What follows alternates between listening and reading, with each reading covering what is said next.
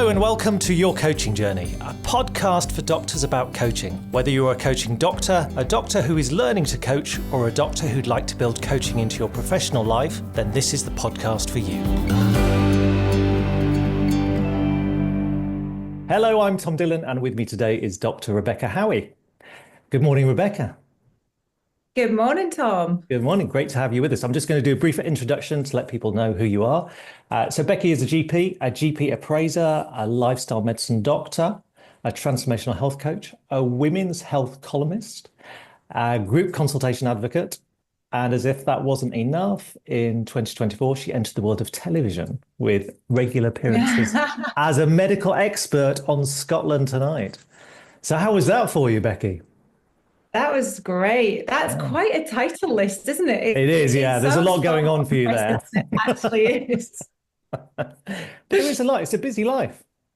It is a busy life, and so much of it thanks to coaching and just the whole program. A lot of that has developed really within the last 12 months. So, it's a real time of change in my life and new beginnings, and it's exciting. Yeah, excellent stuff. So, and just to finish off on the introduction, your specialization lies in midlife health and well-being. Yeah. Yes, that's correct. Yeah. I know you do a lot of work around menopause and that. I do, yeah. Yeah. Good. Yeah.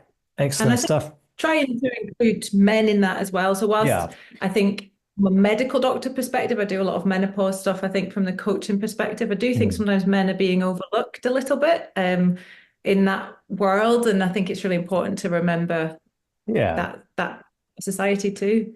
Yes, I think you run workshops for men, don't you? You go into organisations and talk to men about their health, which again is important. Health. Yeah, excellent stuff. Thank you. So let's kick off with we used to start the question with what got you into coaching, but we'll come on to that. There's plenty of time to talk about coaching. Okay. So let's start with how you got involved in medicine. Okay. So believe it or not, this came from 3-year-old Becky given a Fisher-Price doctor's kit. And genuinely ever since then, there was nothing else ever on the cards for me. It was, I have no medics in the family. I don't know where the desire came from. There was a lot of bandaging of teddies and dolls, but it was just what I always said. I was going to be a doctor, and everything I ever did from childhood onwards was geared towards that. So exams, subject choices. And I have no idea where that clear vision and path came from, but it was just always there.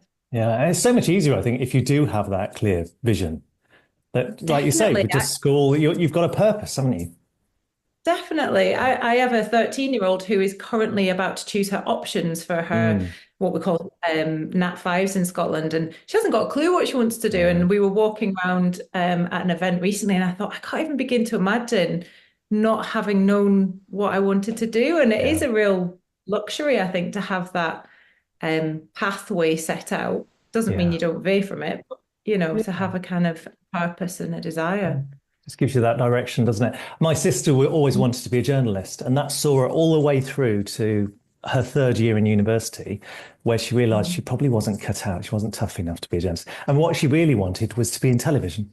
And that year she joined the History Channel at Sky and was there for 20 years. So, that being wanting to be a journalist took her through, but then it was suddenly, actually, that's not what I want. But it helped. Yeah. Good to focus. Yeah, definitely. Good. And so then in terms of your career, obviously you are now a GP. Yeah, I am. So how did you get to that kind point? of comes around. Yeah, I've always liked variety. So I probably am somebody, I enjoy change. I enjoy, I can get bored quite easily. So I do like variety. So initially it was going to be A&E.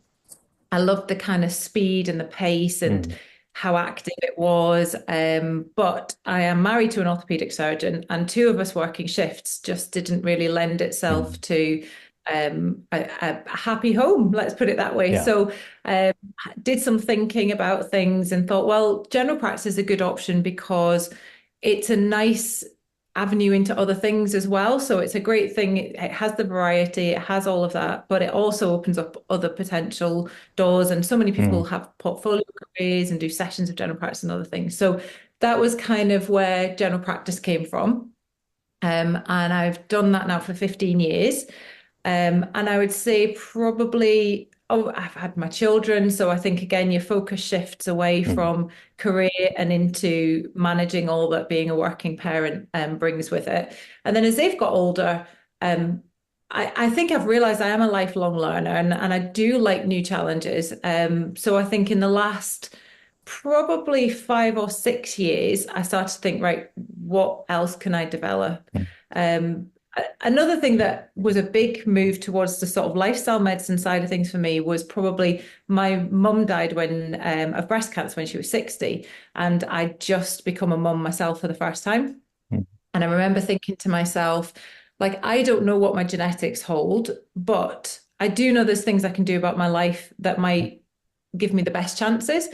And I think that really started to open up this idea of how we live and how important that is to our health, and that our genes are not our destiny, and we can make big changes just based on lots of small habits and decisions that we make. So I think that probably was the trigger to then pursue the learning around lifestyle and Mm. all that encompasses, really. Yeah. And that's been a recent, you've done your BSLM diploma.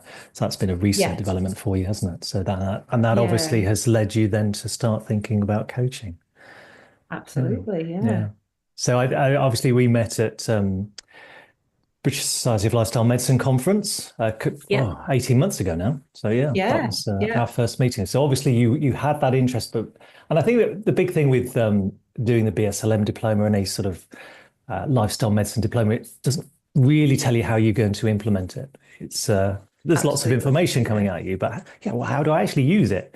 So I think Mhm. we had a number of lifestyle medicine doctors come on our course who go, actually, this is brilliant because why are you not promoting this to lifestyle medics? Because it fits so perfectly. So that's why we started to get involved. But you've obviously found Yeah. your way to coaching. So, Yeah, I think I mean, they touch on it in the diploma. mm, But as you say, I mean, I think with anything where people are trying to make changes in their life, most people, if you really ask them, know what they should be doing. It's how they move it from what they should be doing into actually doing. And that really is where coaching comes into it. So whilst I spent, doing my diploma, I learned about all the things that I should be, that evidence behind how people should be living. It didn't really help you take it from theory into actual mm, practical application for people. And it mentioned coaching. And then I was at the conference, saw your stand and thought, oh, okay, let's go and have a little chat and read about what you're doing. And I think it just ties in so nicely with things that I sort of signed up. And we actually started a year ago. yeah. We were the January intake last year, 2024. Still can't get used to saying 2025 yet. So this time last year, I was just beginning official Yeah. coaching training. And just meeting your fellow delegates on that cohort who got on Absolutely. famously well. Yeah. Really did. Like, Yeah. I've been so lucky. I think whatever you want to call it, fate, luck, whatever it is, they were the right people to be doing Mm, that course with. And we've stayed in touch. yeah. We're regular WhatsApps, and we actually catch up online quite frequently just to see how everybody is. And I think what was so lovely is that everybody's in different parts of the UK. I Mm, think everybody was in the UK that we did, wasn't, yeah. Some have now moved overseas, but everybody's all over the place, all with different experiences, backgrounds, but there were so many common threads that yeah. that linked us all together. And I just find that really fascinating as well, that we found ourselves doing this journey together of learning coaching. Yeah. So what's been the most surprising thing for you about learning to coach? Well, I think probably the impact it's had on me personally, as opposed to, so here's me thinking I'm learning to coach other people. And Mm, actually, I was coached over 6 months doing it. From obviously the practice coaching sessions that we do, but I think just reading about things and thinking about things, you end up self-coaching a little bit as well yeah. as you kind of work your way through the module. So I think it's the growth that I experienced personally that has Mm, been I didn't anticipate that was what I was going to be doing, but here I am. yeah. And obviously, we've talked a little bit about the lifestyle medicine side of things, and as it's that it is a natural fit. So, how are you using your coaching skills now? So I suppose there's sort of three different areas based on the big parts of my career. So obviously I now have a business called Maldod Life, which is a lifestyle medicine coaching business. So that's a really obvious part to coaching because Yeah, I am coaching yeah, people.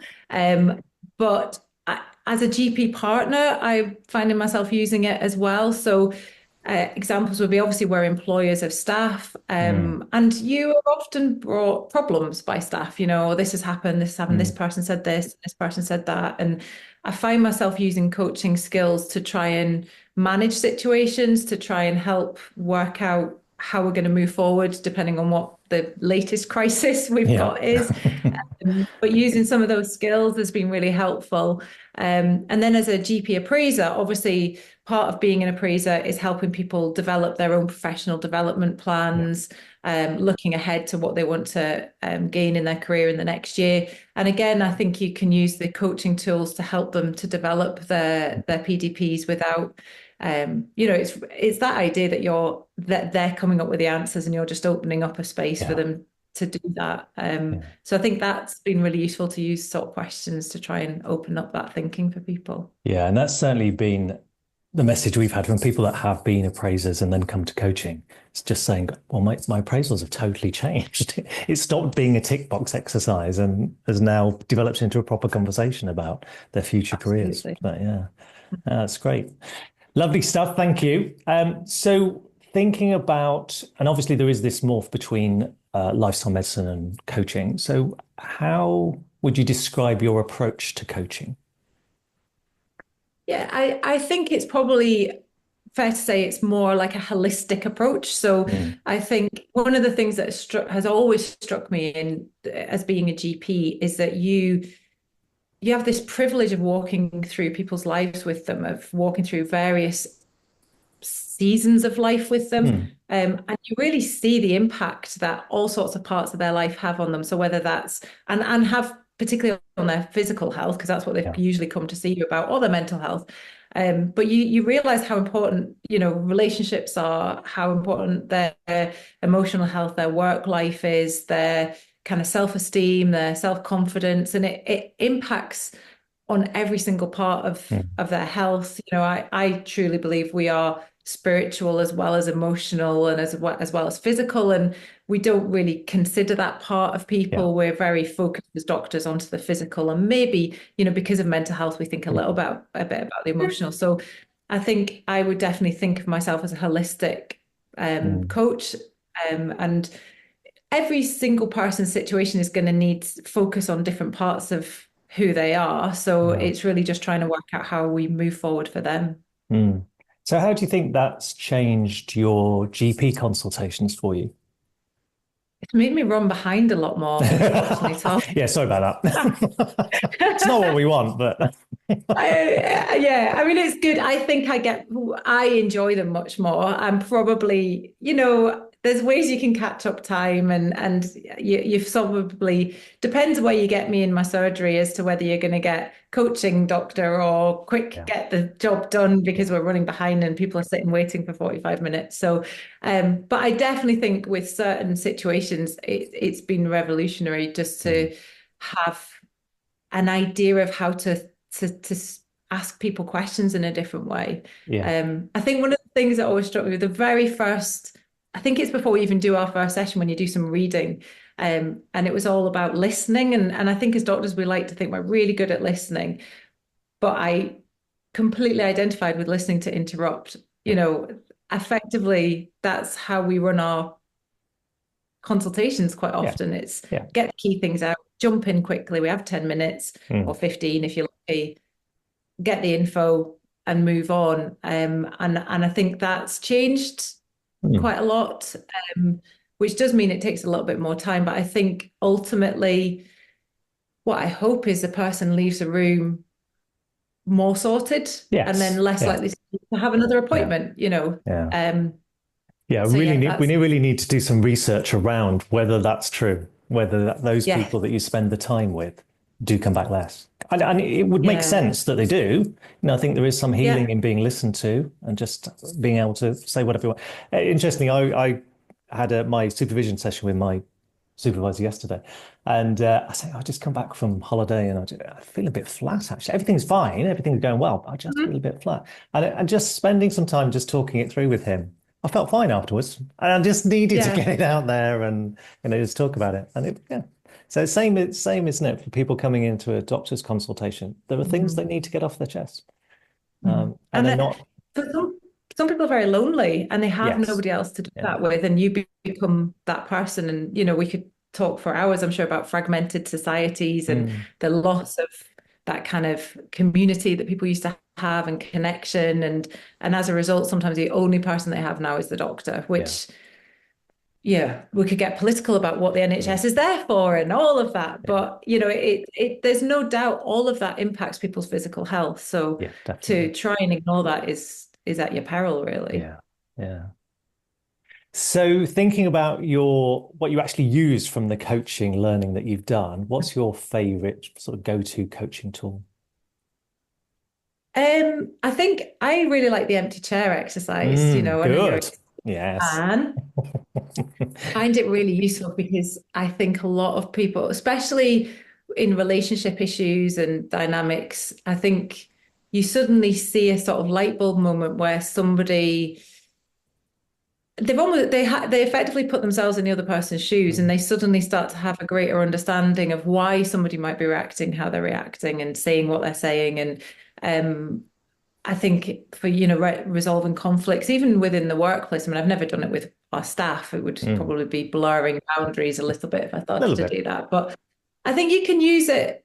I've seen myself with our staff saying things like, well, what would you like to have happen? Mm, Because I think people love to come to you with problems and, oh, so and so said this, and yeah. and it's not fair. They're getting X, Y, and Z, and I'm not getting that. And so you say, okay, well, what would you like to have happen? And people are stumped when you Mm, give them that question. They've never thought about what they actually want to change. They know something they feel yeah. something needs to change, but they don't know what. Yeah. So I think that's quite a useful exercise as well. Yeah, and I think quite often people, when you ask them that question, go, well, it's really difficult because this is happening. And they continue to talk about the problem.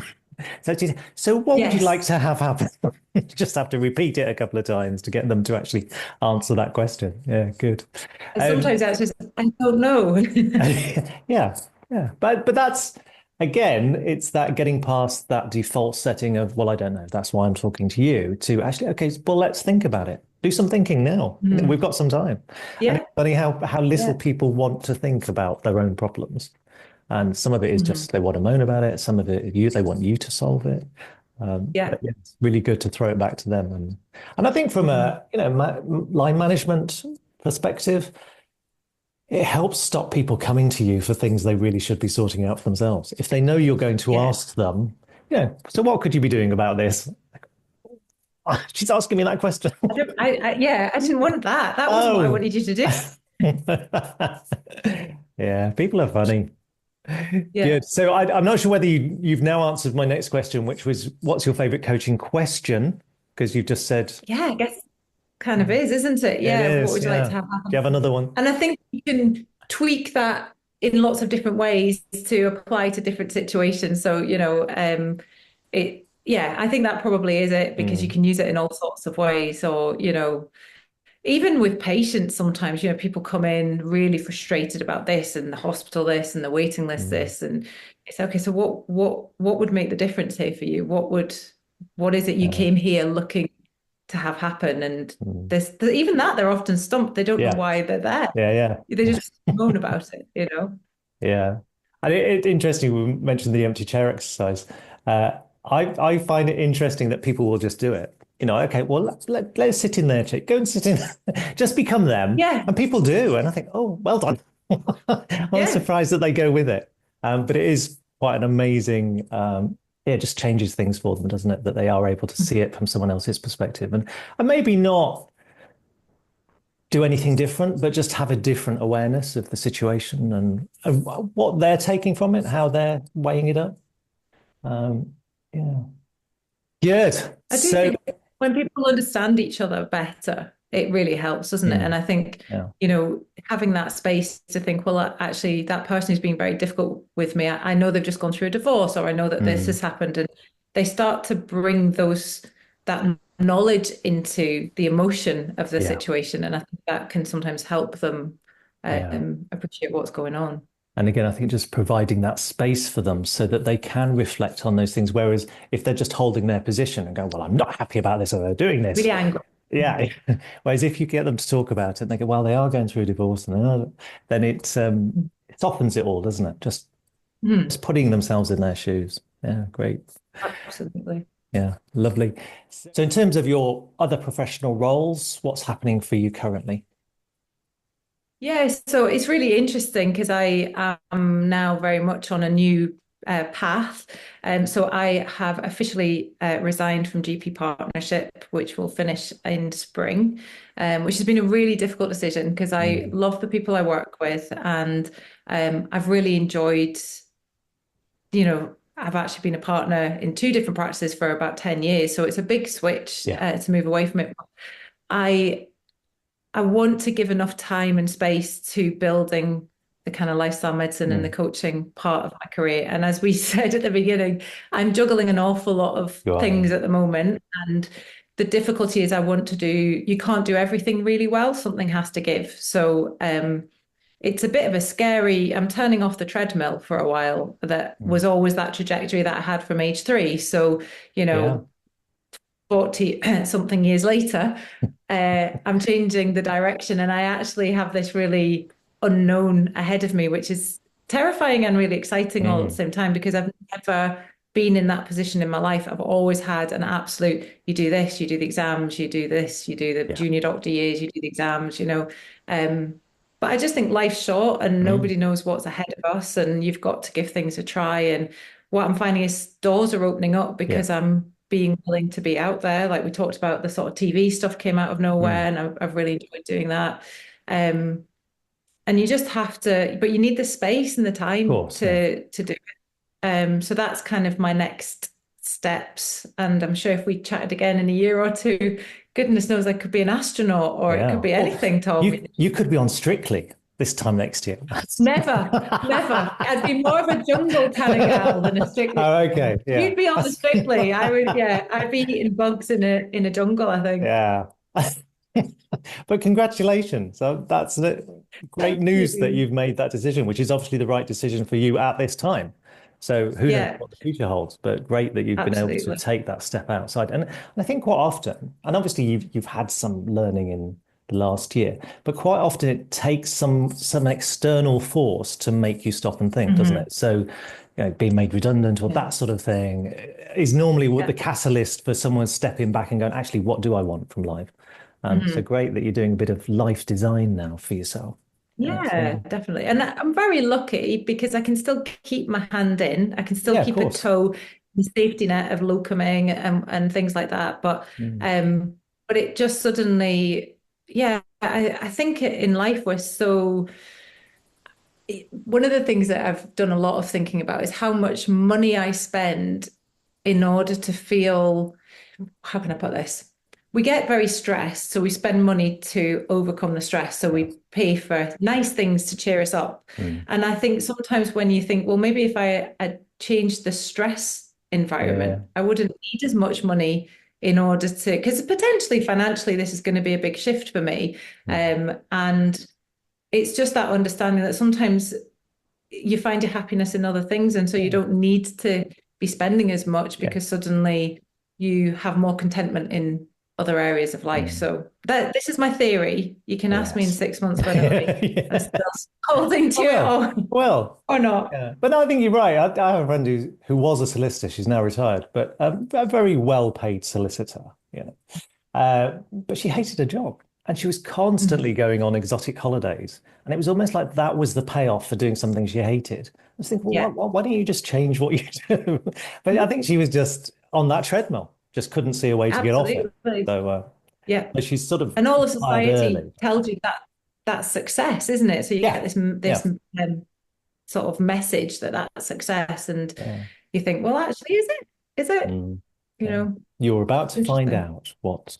Absolutely. Yeah. Yeah. Yeah. So yeah, and great that you did go into GP world because you now have that Hmm. flexibility. Like you say, you can still keep your hand in, can't you, and do some locum stuff. Absolutely.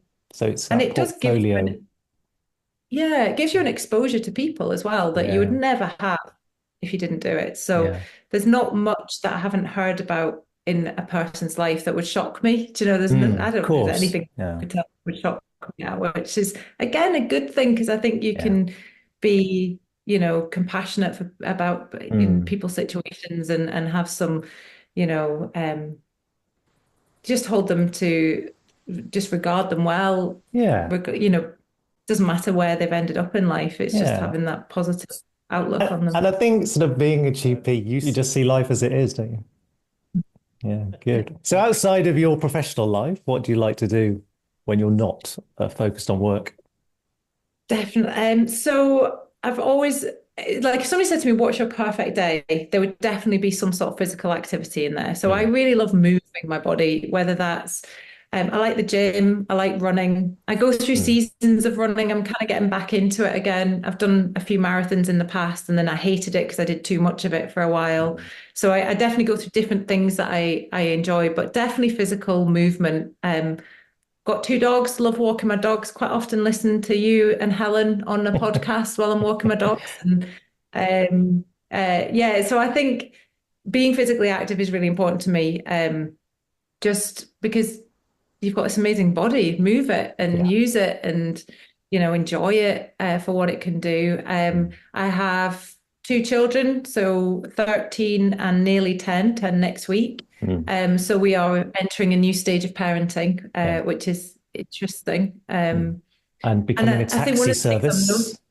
Mm. absolutely, yeah. I think one of the things I said recently, somebody was, when they were little, I always felt like you could pay people to change nappies and Mm. spoon food into them, and to get them dressed and stuff. Whereas what they need now is a sort of sensible voice in their heads, and Yeah. Of I want that to be my voice. I don't want to pay somebody else's voice to be in course. Yeah. there. And obviously, all the other people that are involved takes a village to raise a child Mm. and all of that, but it's those late night conversations that usually come up when you're about to try to go, Mom, can Mm. I just talk to you about? And you're like, oh, it's Yeah. 11 o'clock at night. But, it's having that availability. So it's a different stage of parenting Mm. as well. But yeah, like I think that kind of, I would love to do more hobbies and I hope to have more time. One of the things I did do when we were coaching was started to learn to swim. Have to be honest, I haven't done a lot of that in the last 6 months, but I will get back to it. That was one of the benefits of being coached was that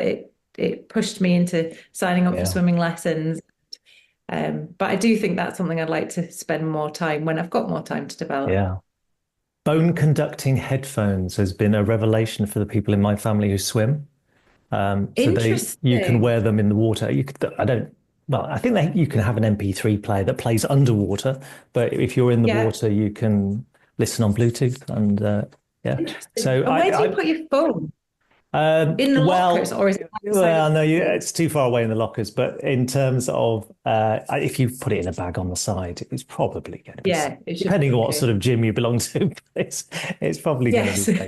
safe. So yeah, so both my son and daughter swim, and my son was saying Yeah, it was just so boring, and so anyway, that was his Christmas present was some bone conducting headphones, and he said that's it's a great. really good tip. I'm really enjoying my swimming. So, Brilliant. That's a great idea because I think we listen to music or podcasts or things and doing yeah, other things and something a little bit, there's a monotony, isn't there, of swimming yeah, up and down, up and down. yeah. So yeah, that's a good tip. Yeah, and I'm the same. I listen to podcasts and things whilst I'm running. So that I've equated, and I thought maybe I would enjoy swimming if I was listening to stuff. I don't go swimming at all, but maybe I would. So yeah, it's interesting how things change. Using technology Mhm. to its advantage, isn't it? Yeah, Yeah, good. definitely. Wonderful stuff. So, final question for you. What would you say to any doctors who are thinking of adding coaching to their professional life? I would definitely say give it a go because it's so helpful in lots of different ways, and for every person that does it, it will improve different areas of their life that's needed. So it could be for your career, it could be because you want to coach um, as part of your career, or it could just be because you need some coaching yourself. So just having a lovely group of 8 other people to do the course with, and coaching each other is really, really a great part of the whole thing. So yeah, definitely don't even think twice, just get booked up. Good. And it's an interesting byproduct of the way that we teach, is that sort of community that we build, that we've got 9 people, and we never have more than 9 on a course these days. I have toyed with it in the past, but it never quite works the same. So 9 is our perfect number. And actually, other cohorts are the same. They bond and they get to know each other well and carry on with those connections beyond the course, which is great for us. We really enjoy watching that happen. So and it's interesting to watch groups at the beginning. It's a bit like watching traitors on the TV. You're not sure how people are going to get on, but actually they all. I love it too. But fortunately, no one has to murder anyone on our courses, so everyone just gets on and bonds. But it's lovely to watch that journey over 6 months as people do get to know each other. Yeah.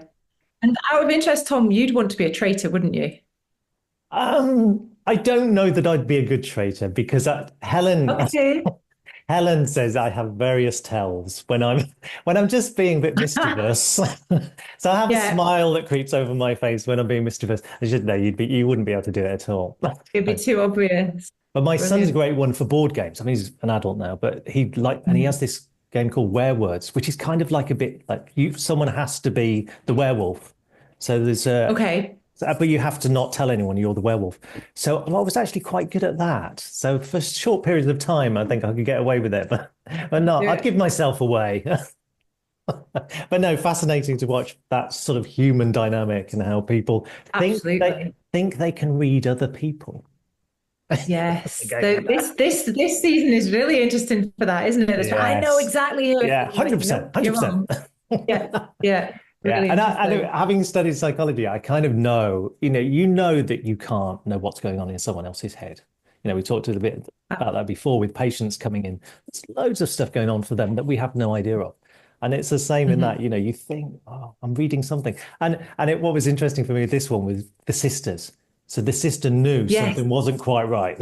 And I think that's all you ever know, isn't it? You know something's not right, but you don't know what's actually going on in the head. So, but she wanted to deny it as well, because she didn't really want her sister to be, so even right at the end, she was still like... Had that conflict going on, didn't she? Yeah, it's really wonderful stuff. We'll see how that pans out. So thank you, Becky. Absolutely. Thank you for joining us. It's been great to have you on and to have a chat about what's going on for you, and just to see how using your coaching and your lifestyle medicine is taking you forward. And it sounds like it's going to be a really exciting year for you. So we must get you back on next year to see how the year has developed. Yeah. See whether you're going to be in the jungle. But I wish you well for 2025. Thank you so much. Talk to you again soon. Thank you. Yeah. Bye-bye. Thank you. Lovely to chat to you. Next time on the podcast, it will be our 100th episode. So we're going to do a little bit of a recap of the last 100 episodes, or last 99 episodes, and just see, maybe pick a few snippets of interviews out and play those. But that's going to be so great milestone for us to reach 100. So we look forward to seeing you next time. Thank you. Bye-bye.